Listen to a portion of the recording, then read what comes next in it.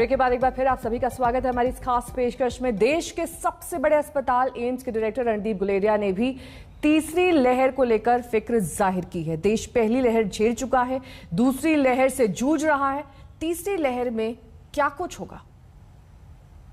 Rate of rise of case जो है वो बहुत रैपिड है और इसलिए हेल्थ केयर सिस्टम पे बहुत स्ट्रेन पड़ रहा है। उन केसेस को कम करने के लिए एक स्ट्रैटेजी बनानी जरूरी है जिससे चेन ऑफ ट्रांसमिशन को हम रोकें। Virus after all human to human spread है, एक व्यक्ति से दूसरे व्यक्ति से ही फैलता है। ये अगर हम लोगों का मिलना बंद कर दें, लोगों के क्राउड्स बंद कर दें, तो वायरस फैल नहीं पाएगा और अपने आप केसेस कम होंगे।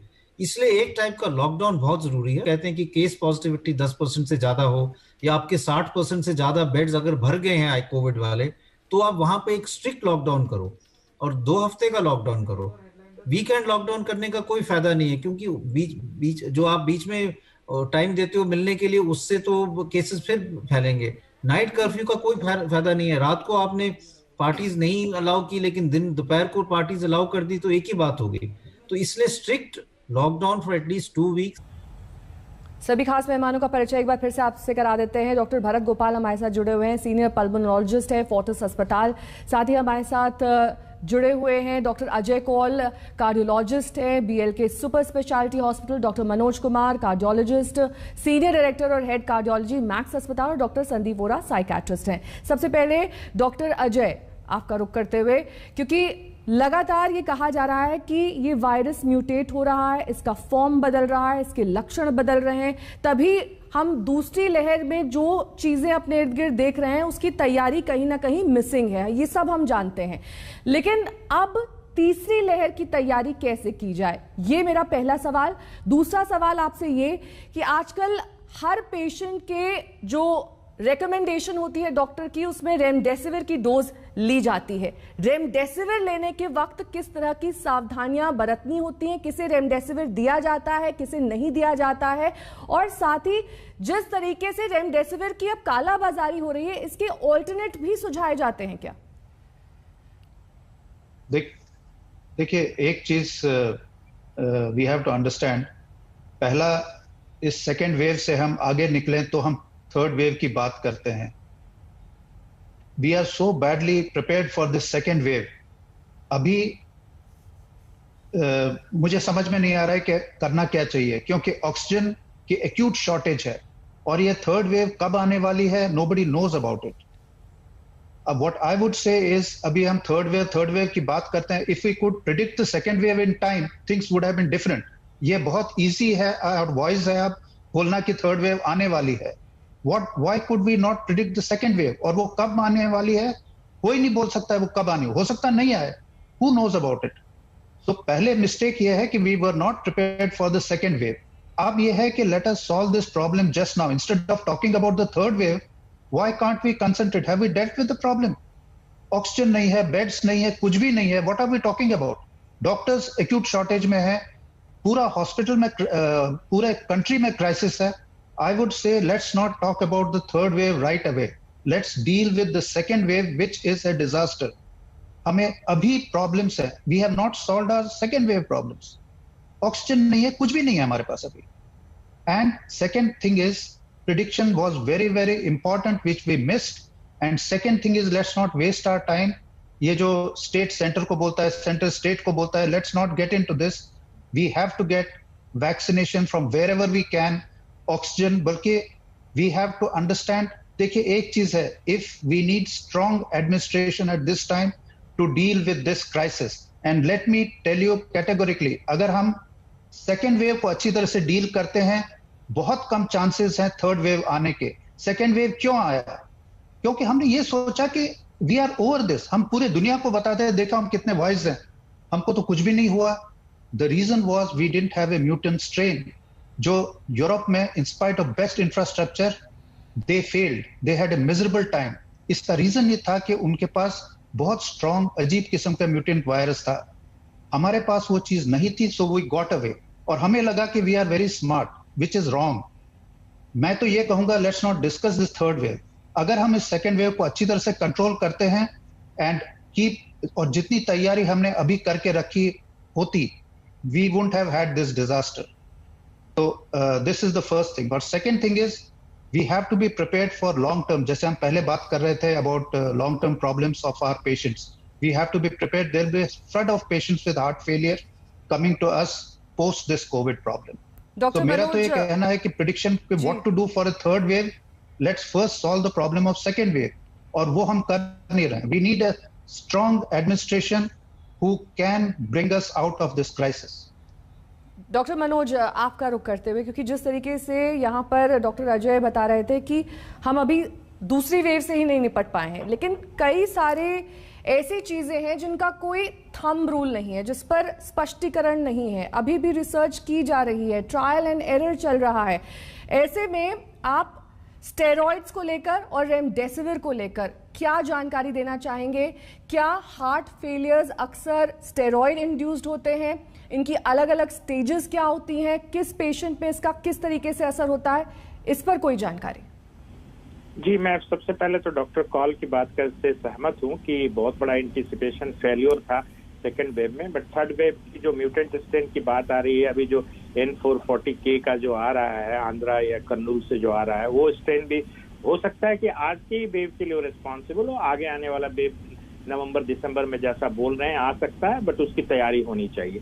दूसरा प्रश्न जो आपने पूछा हमसे कि steroid based on recovery trial पे डेक्सामेथासोन से देखा गया कि डेफिनेटली पेशेंट्स को फायदा हुआ और हॉस्पिटल का कोर्स कम हुआ, लंग की इन्फ्लामेशन कम हुई। तो स्टेरॉइड तो मैं अभी स्टेरॉइड का रोल कहूंगा कि रेमडेसिविर से ज्यादा है, क्योंकि रेमडेसिविर की जो सॉलिडारिटी ट्रायल है जो WHO से भी कंडक्ट हुआ है, उसके सहयोग से कंडक्ट हुआ, उसमें ये देखा गया कि ये मॉडरेट एंड सीवियर डिजीज में सिर्फ हॉस्पिटल स्टे को कम करता है, कोई मोर्टिलिटी बेनिफिट नहीं है। तो निश्चित तौर पे स्टेरॉइड और एंटीकोगुलेशन और ऑक्सीजन, ये तीन चीज आज के डेट में मोस्ट इंपॉर्टेंट डिफेंस हैं कोविड-19 के निमोनिया को ट्रीट करने के लिए। अब जहां तक बात रही कि ये जो हार्ट अटैक हो रहा है या हाइपरकोगुलेबिलिटी जो है, ये मल्टीफैक्टोरियल है। एक तो आपको मैंने कहा था कि जो ब्लड वेसल्स की लाइनिंग है वो डैमेज करता है वायरस खुद डायरेक्ट एक्ट करके, एक वो बड़ा कारण है जिसकी वजह से नसों के अंदर कोगुलेशन हो जाता है, ब्लड क्लॉट हो जाता है, क्योंकि अगर नसों के अंदर ब्लड फ्लो कर रहा है और उसको फ्लूइड स्टेज में रखने के लिए इस इंडोथेलियल लाइनिंग या इसके जो अंदर की जो लाइनिंग है उसकी बहुत इंपॉर्टेंस होती है। दूसरी इंपॉर्टेंट चीज है कि निश्चित तौर पे स्टेरॉइड्स का थोड़ा इफेक्ट तो होता है और इसकी वजह से आप देखते होंगे कि स्टेरॉइड्स के बाद, हार्ट अटैक के बाद स्टेरॉइड्स अगर आप लगातार लेते हैं तो उससे भी हीलिंग प्रोसेस है, जो मायोकार्डियम या जो हार्ट मसल्स जो डैमेज होती है उसकी हीलिंग या उसकी फाइब्रोसिस भी अफेक्टेड होती है। तो स्टेरॉइड्स एक रोल प्ले करता है, बट इसमें सबसे इंपॉर्टेंट रोल जो आर्टेरियल मतलब कि धमनियों के अंदर और वेनस जो कोगुलेशन जो है या क्लॉट बनने की जो है, ये डिजीज से रिलेटेड है और ये साइटोकाइन स्टॉर्म से रिलेटेड है। और खास करके जिन लोगों का, जैसे एक मार्कर्स की बात करता हूँ, डी डाइमर अगर 5000 नैनोग्राम पर ml से ज्यादा है तो ऐसे लोगों को लॉन्ग टर्म 28 दिन तक कोगुलेशन के लिए कुछ ना कुछ करना होगा या एंटी कोगुलेशन लेना होगा, क्योंकि इनको long term heart attack, pulmonary embolism, deep vein thrombosis, पैर के वेन में जो क्लॉट बनता है उसको डीप वेन थ्रोम्बोसिस बोलते हैं, उन सब चीजों की होने की संभावना बहुत ज्यादा रहती है। और इसलिए मैं कहूंगा कि जिन लोगों को कोगुलेशन का जो पैरामीटर्स है वो ड्यूरिंग कोविड या हॉस्पिटलाइजेशन में बढ़ा हुआ है, उनको 28 दिन तक अगर आप एंटी कोगुलेशन इंजेक्टेबल जो हैप्रिन होता है, लो मॉलिक्यूलर वेट हैप्रिन वगैरह जो देते हैं, उससे 20% मोर्टिलिटी कम होती है। तो निश्चित तौर पे एंटी कोगुलेशन या ब्लड थक्का को जमने से रोकने वाली दवा का डेक्सामेथासोन या स्टेरॉइड का डेफिनेट रोल है। और जो हार्ट अटैक होता है कोगुलेशन के डिसऑर्डर की वजह से होता है, हार्ट में वर्क की वजह से मिसमैच होती है सप्लाई और डिमांड की, और सबसे इम्पोर्टेंट है कि हार्ट की धमनियों में क्लॉट बनना, जिसका मुख्य कारण है इंडोथेलियल इंजरी या लाइनिंग का डैमेज होना। डॉक्टर भरत गोपाल, आपको मैं इस चर्चा में शामिल करना चाहूंगी। डॉक्टर साहब, आपसे यही जानना चाहेंगे कि एक तो मैंने आपसे ऑक्सीजन कॉन्सेंट्रेटर पर डिस्कशन किया, 5 लीटर 10 लीटर कई तरीके के ऑप्शंस मार्केट में हैं, हमारे पेशेंट के लिए कौन सा उपयुक्त रहेगा ये कैसे तय करें? दूसरा सवाल आपसे मेरा ये कि जब आप HRCT कराते हैं, और कई रिनाउंड डॉक्टर्स ने कहा है कि ये काफी ज्यादा खतरनाक होता है, इसका रेडिएशन बहुत स्ट्रांग होता है, किन केसेस में HRCT कराना चाहिए, यानी कि वो CT स्कैन करें जिससे आपके लंग्स की कंडीशन पता चल सके, और किन केसेस में इससे बचना चाहिए? चलो, आई थिंक दो बहुत महत्वपूर्ण सवाल हैं। पहले सीटी स्कैन पे आते हैं, क्योंकि पिछले कुछ दिनों में स्पेशली डॉक्टर गुलेरिया की प्रेस कॉन्फ्रेंस के बाद इसके बारे में बहुत अलग अलग तरह के डिस्कशंस हो रहे हैं। आई थिंक लोगों ने ये बात नहीं समझी कि उनका मेन तात्पर्य क्या था। वो क्या रहा है कि लोग अपने आप सीटी स्कैन कराने के लिए अपनी लंग्स की कंडीशन देखने के लिए बिना किसी रीजन के सीटी स्कैन सेंटर्स को क्लॉग अप कर रहे हैं। उसके बाद आप ये मानिए कि इवन अर्ली स्टेज के अंदर अगर आप सीटी स्कैन कराते हैं तो जो उसमें लंग के रीजन या निमोनिया निकलता है वो जरूरी नहीं है कि वहां तक रहे, वो एक नेचुरल प्रोग्रेशन है डिजीज का। सो लोग उसको देख के और भयभीत हो जाते हैं, क्योंकि उसमें एक नंबर आता है जो कि एक मॉर्फोलॉजिकल नंबर है 5, 7, 8, उसको देख के फिर वो हॉस्पिटल भागने लगते हैं। ऑलरेडी हमारे हॉस्पिटल सिस्टम इतने ओवर स्ट्रेस्ड हैं, तो जो मेन मुद्दा था वो ये था कि कृपया करके खुद सीटी स्कैन ना कराएं। ये एक चीज है। कहाँ कराना है बड़ा क्लियर है। अगर आप आज की डेट में अगर आपका आरटीपीसीआर नेगेटिव आ रहा है और आपके सारे सिम्टम्स कोविड जैसे हैं, आपके घर में 3 लोगों को कोविड हुआ है, तो हम ये मान के चलेंगे कि ये आपको कोविड है और अब अलाउड है कि हम उस कोविड सस्पेक्ट को पूरा कोविड की तरह ट्रीट करें। अगर हम फिर भी कंफ्यूज हैं as a doctor, as a patient कि क्या हमें कोविड है कि नहीं, हमारा आरटीपीसीआर नेगेटिव है, हमारा आरटीपीसीआर की हमें डेट नहीं मिल पा रही है 3 दिन के तक, तो सीटी स्कैन एक इनडायरेक्ट एविडेंस होता है। स्पेशली सर्कमस्टेंसेस जहां इमरजेंसी सर्जरी करनी है, कोई इमरजेंसी प्रोसीजर करना है, हमारे पास रिजल्ट एकदम हाथ में नहीं है, तो ट्राइजिंग के लिए यूज होता है। तीसरी चीज है कि सीटी स्कैन और कहाँ कराएं। क्या उसके नंबर देख के हम ट्रीटमेंट कर सकते हैं? यूजुअली नो, क्योंकि उसका जो रिफ्लेक्शन है वो आपकी ऑक्सीजन सैचुरेशन पे, वो आपके ब्लड टेस्ट जैसे सीआरपी, डी डाइमर पे ऑटोमेटिकली रिफ्लेक्ट करेगा। तो अगर आप एक डॉक्टर की सलाह लेंगे तो वो बिना सीटी स्कैन के भी आपको ये बता देगा कि अब आपको कौन सी दवाई आगे चाहिए, एडमिशन चाहिए कि नहीं चाहिए। तो ये तो हुआ अक्यूट फेज का। जहां सीटी स्कैन की बहुत जरूरत आती है वो है जहां हमारे पेशेंट्स हॉस्पिटलाइज होके ऑक्सीजन पे डिपेंडेंट है और हमें ये देखना है कि क्यों ऑक्सीजन नहीं हट पा रही, कोई और डिजीज तो नहीं है, लंग फाइब्रोसिस की तरफ तो नहीं जा रहा, हीलिंग कैसे हो रही है, हमें आगे कुछ और डॉक्टर संदीप को भी मैं लास्ट की कंक्लूडिंग रिमार्क्स में जोड़ना चाहूंगी। माफी के साथ डॉक्टर भरत आपको रोक रही हूँ क्योंकि डॉक्टर संदीप के ये रिमार्क्स इसलिए भी अहम हो जाते हैं। डॉक्टर संदीप सिर्फ पेशेंट की मेंटल हेल्थ नहीं, जो लोग उससे जुड़े हुए हैं, उसके तीमारदार रिश्तेदार भी इस वक्त काफी स्ट्रेस्ड आउट हैं, क्योंकि कई बार पूरा का पूरा घर संक्रमित हो रहा है, आप पेशेंट की देखभाल में लग जाते हैं, काफी स्ट्रेस, कई तरीके डिसऑर्डर घर वालों में भी। जी बिल्कुल, इसके लिए बहुत जरूरी है समझना कि जो केयर टेकर्स हैं उनके ऊपर भी स्ट्रेस होता है, तो उनको पहले वो अपना ख्याल रखें, जो कोविड अप्रोप्रिएट बिहेवियर है वो खुद भी फॉलो करें। जैसा जो अगर उनके घर पे ट्रीटमेंट किसी का चल रहा है तो जो प्रिकॉशन देनी चाहिए अपने पेशेंट के साथ जो आइसोलेशन में है वो फॉलो करें। इसके अलावा सबसे ज्यादा जरूरी है कि आपको 24 घंटे कोरोना संबंधित न्यूज पर नहीं बैठना है। आपने हर वक्त व्हाट्सएप पे या बाकी चीजों के जरिए से सिर्फ कोरोना के बारे में ना पढ़ना है ना डिस्कस करना है, ये बहुत जरूरी है। ये ना ओवरलोड हो रहा है, इंफॉर्मेशन ओवरलोड हो रही है। इसके अलावा समझिए, अगर आपको अंदर से नेगेटिविटी आ रही है या आपको किसी की डेथ के बारे में सुन के उदासी आती है तो ये नेचुरल है, ये अबनॉर्मल नहीं है। पर किसी को लगता है कि दिक्कत बहुत ज्यादा बढ़ रही है, उसकी नींद टूट रही है और या उसको बहुत ज्यादा 24 घंटे वो कोरोना के बारे में सोच रहा है, सोच रही है और हर वक्त चेक कर रहा है कि कहीं उसको दिक्कत तो नहीं है, तो बेझिझक होकर किसी भी मेंटल हेल्थ प्रोफेशनल को ऑनलाइन मैकेनिज्म से कंसल्ट कर ले। आप सभी खास मेहमानों को बहुत बहुत शुक्रिया, क्योंकि ये जानकारी बेहद अहम है हमारे दर्शकों के लिए भी। खास तौर पर अपने स्वास्थ्य का ख्याल रखिए, अपने घर वालों के स्वास्थ्य का ख्याल रखिए और इस संक्रमण को मात देने के लिए एकजुट रहिए। वक्त एक ब्रेक का हो चला है, देखते रहिए आज तक। कोरोना के नए आंकड़े फिर से डरा रहे हैं। पहली बार देश में कोरोना से एक दिन में 4000 से ज्यादा लोगों की मौत हुई है। वहीं चौथी बार नए केस 4 लाख के पार पहुंचे हैं। महाराष्ट्र में कोरोना से होने वाली मौत अब और ज्यादा डराने लगी है।